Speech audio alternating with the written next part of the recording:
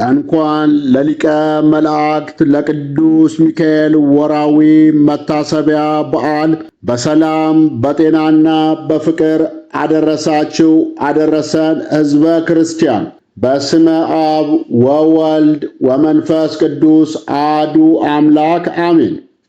በባሕሪ በሕልውና በአገዛዝ በሥልጣን አንድ አምላክ እያልን በአብ በወልድ በመንፈስ ቅዱስ ስም አምነን ልመናውና በረከቱ ረድኤቱ ለዘላለሙ ከእኛ ከሕዝበ ክርስቲያን ጋር ይኑርና በወርኃ ሐምሌ በቀን 12 የሚነበብ የሚጸለይ የሊቀ መላእክት የቅዱስ ሚካኤል ድርሳን ይህ ነው።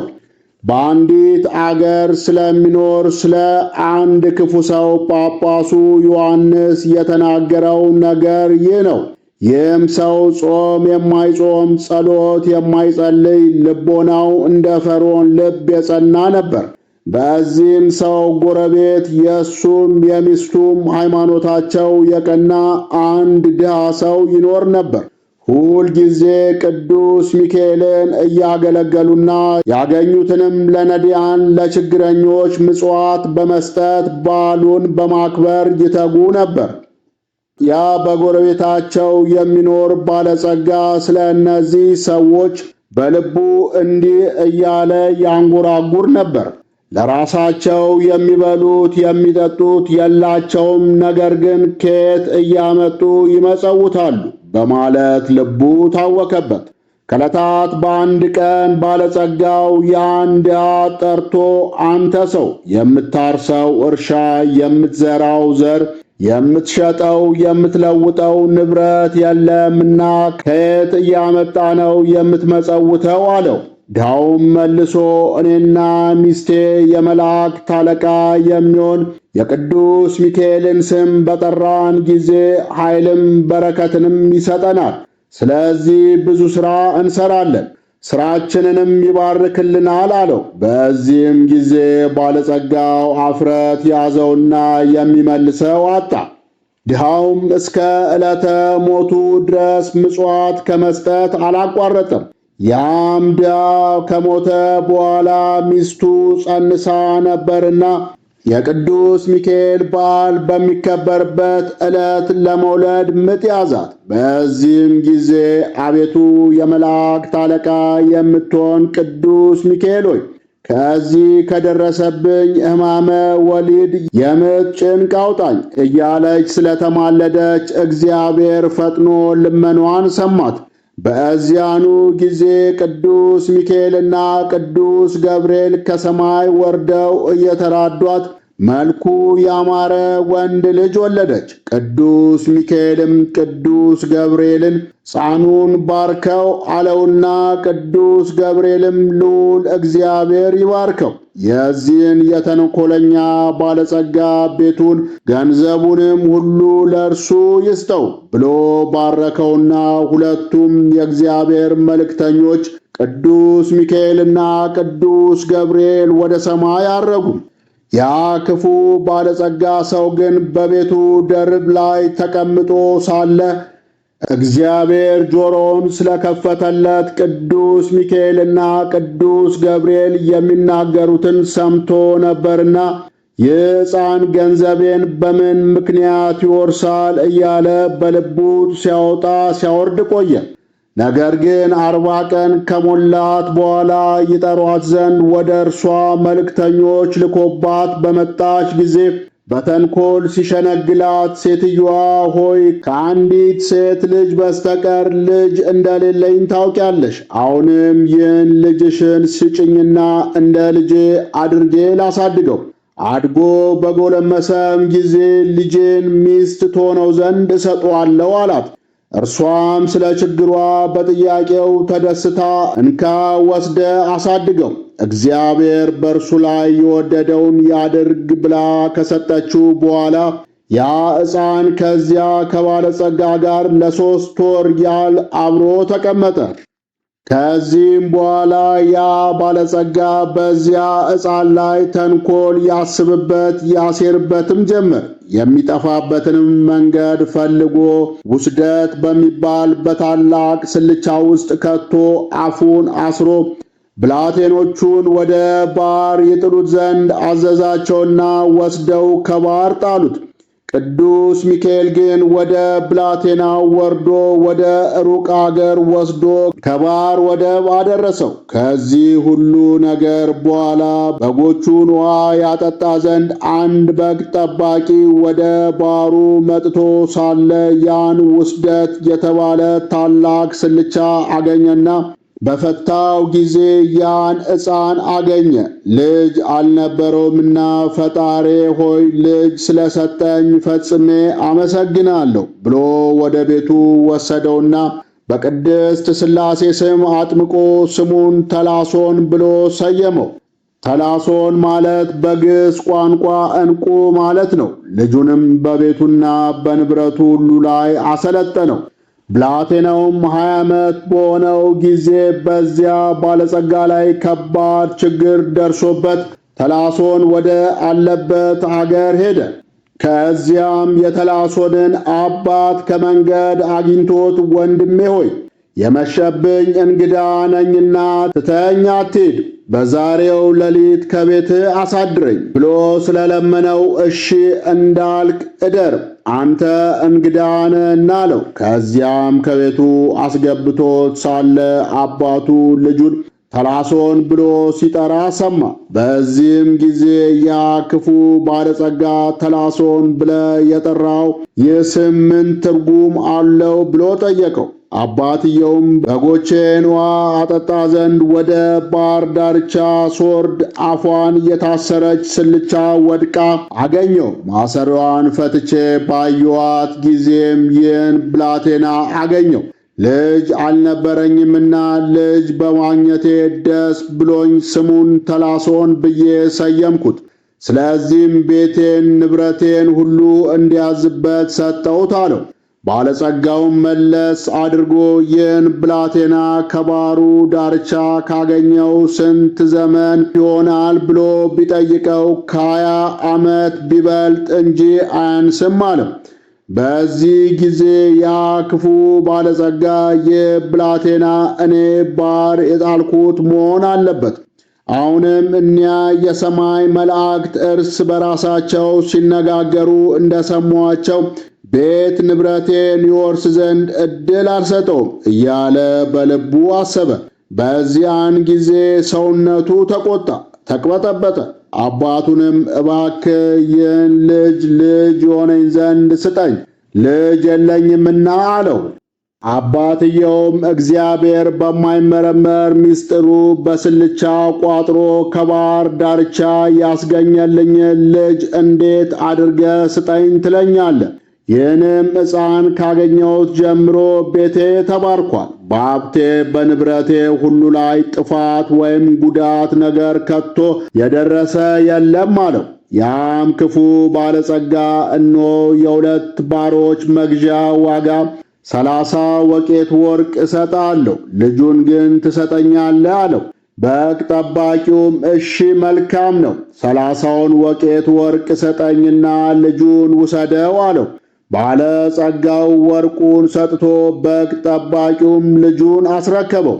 ባለጸጋውም ያን ሕፃን ይዞ ሲሄድ ሩቅ አገር በደረሰ ጊዜ ይህን ደብዳቤ ይዞ የመጣው ተላሶን የተባለውን ጎልማሳ ወደ አንቺ በደረሰ ጊዜ ዛሬ ነገ ሳቲ ጊዜ ሳትሰጪ ፈጥነሽ አስገዲው፣ ቀድሞ ከባሕር ውስጥ የጣልነው ሕፃን ነውና ሲል ለሚስቱ የመልእክት ደብዳቤ ጻፈ። ደብዳቤውንም በማተብ አትሞ ለተላሶን ሰጠውና ይህን መልእክት ለባለቤቴ አድርስ፣ ያለ እርሷ ለማንም እንዳታሳይ በማለት አስጠነቀቀው። ከዚህም በኋላ ተላሶን ደብዳቤውን ይዞ በጉዞው ቀጠለ። በጉዞም ላይ ሳለ ቅዱስ ሚካኤል ብዙ የመላእክት ሰራዊት በንጉሥ ጭፍራ አምሳል አስከትሎ ሲሄድ አገኘው። ቅዱስ ሚካኤልም አንተ ሕፃን እንዴት አለ ሲለው፣ ሕፃኑም ጌታዬ ሆይ እግዚአብሔር ይመስገን ደህና ነኝ አለው። ቀጥሎም ይህ የያዝከው ደብዳቤ ምንድነው አለው። ሕፃኑም ጌታዬ ለሚስቱ መልእክት አድርስ ብሎኝ እርሱ ነው አለው። ቅዱስ ሚካኤልም እስኪ ልመልከተው ብሎ ጠየቀው። በዚህን ጊዜ ያን የመልእክት ደብዳቤ ለቅዱስ ሚካኤል ሰጠውና እፍ ቢልበት ጽሑፉ ተደመሰሰ። እርሱ የሐሰት መጽሐፍ ነበርና። ቅዱስ ሚካኤልም ያ ክፉ ባለጸጋ በጻፈው የአደገኛ ጽሑፍ ፈንታ እኔ ባልሽ ከሄድኩበት ሩቅ አገር ይህን ደብዳቤ ወደ አንቺ ይዞ የመጣ ብላቴና አባት የሚሆን በጣም ባለጸጋ የሆነ ታላቅ መኮንን አግኝቼ ልጄን ለልጁ ሚስት ትሆነው ዘንድ ለጥሎሽ የሚሆን ብዙ ወርቅና ብር ተቀብያለሁ። ስለዚህም ይህ መልእክቴ በደረሰሽ ጊዜ ልጄን አጋቢውና በቤቴም በአገሬም ታላቅ ደስታ አድርጉ። ብሩንና ወርቁንም ሁሉ ስጭው። ይህን ብቻ ያይደለ በዱር ያለ ርስቴንና ንብረቴንም ከብቴንም የሚንቀሳቀስና የማይንቀሳቀሰውን ንብረቴን በሙሉ አንዳችም ሳታስቀሪ አስረክቢው የሚል ደብዳቤ ጻፈለት። ደብዳቤዋንም እንደ ቀድሞ በማተም አትሞ ለብላቴናው ሰጠውና ይዞ ሄደ። ከዚያም የመልእክቱን ደብዳቤ ለሚስቱ ሰጣትና በውስጡ ያሉትን ትእዛዛት አንብባ ከተረዳች በኋላ እንደ ትእዛዙ ፈጸመች። ከአንድ ወር በኋላ ያ ሕቡይ ባለጸጋ ወደ አገሩ ተመልሶ ሲገባ ወደ ከተማ በተቃረበ ጊዜ ብላቴኖቹን አገኛቸውና ደህና አላችሁን ብሎ ጠየቃቸው። እነርሱም በጣም ደህና ነን፣ ሚስትም የመልእክትን ደብዳቤ እንደደረሳት በትእዛዝ መሠረት ከእኛ ጋር ታላቅ ደስታ ስታደርግ ሰንብታለችና አሉት። እርሱም በምን የተነሳ ምክንያቱስ ምንድነው ብሎ ቢጠይቃቸው ደብዳቤ አሲዘ ለላከው ብላቴና ልጅን ሚስት ትሆነው ዘንድ ዳሩለት ብለ አዝዘ ነበርና ስለዚህ ልጅን ዳረችለት። በቤት በዱር ያለውንም ንብረትን ሁሉ አንዳች ሳታስቀር ሰጠችው።